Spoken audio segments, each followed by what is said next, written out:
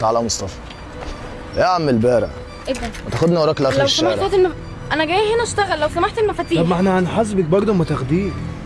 لو سمحت اديني المفاتيح طب خليني بقول امشي، لك انا ايه، جاي هنا اشتغل. بقول لك بس انا عايز اروح لاخر الشارع وعطلان ومفيش مواصله، ما بقول لك توديني ايه معاك. الاكل اللي معاكي ده انت بتعمل ايه؟ استني بس ما تقعدي.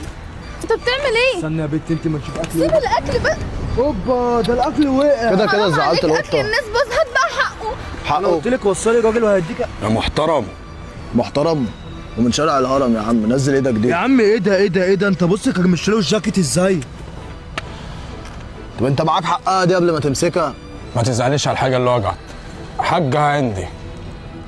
الحق ده. توكل على الله. توكل على الله. فين يا حاج انت؟ بقول لك ايه، انا عايز اسالك فاهمنا سؤال. غلط. هو انت بتتفرج على نسر السعيد بقى والجو دوت وماسك لي البتاعه دي وفاكر لي نفسك مين؟ زعتر العمده.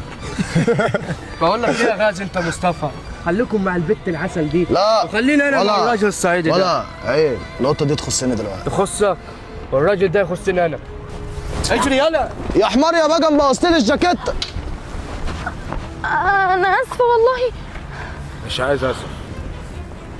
الحاجه اللي باظت دي تمنها كام؟ وانت ذنبك ايه بس؟ وخد العكاز بتاعك. مالكيش دعوه بالعكاز، انا اللي هرجعه.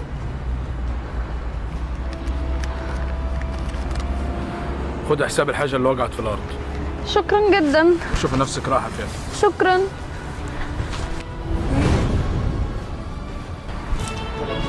احمد ايه اللي عم في كده ده؟ لا مفيش حاجه. مفيش حاجه كيف؟ هدومك مبهدله وعصايتك مش في يدك، قول لي بس اتعاركت مع مين؟ ما قلت لك مفيش حاجه، ما بحبش اللي راجعني في الكلام، وعصايتي ارجعها. استهدى بالله يا احمد. اخفي من قدامي. خلاص ماشي.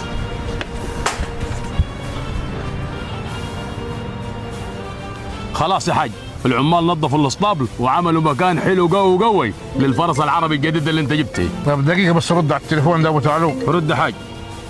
الو. الو.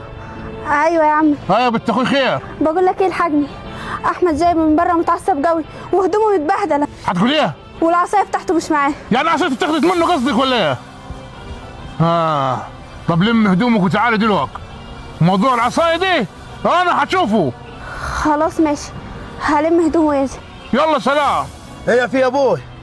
يا احمد ولد عمك ماله؟ رجع هدومه متبهدله وعصايته مش معاه. كيف الكلام دي؟ هم ما يعرفوش انه الراجل الصعيدي لو اتخذت عصايته براجل عنديني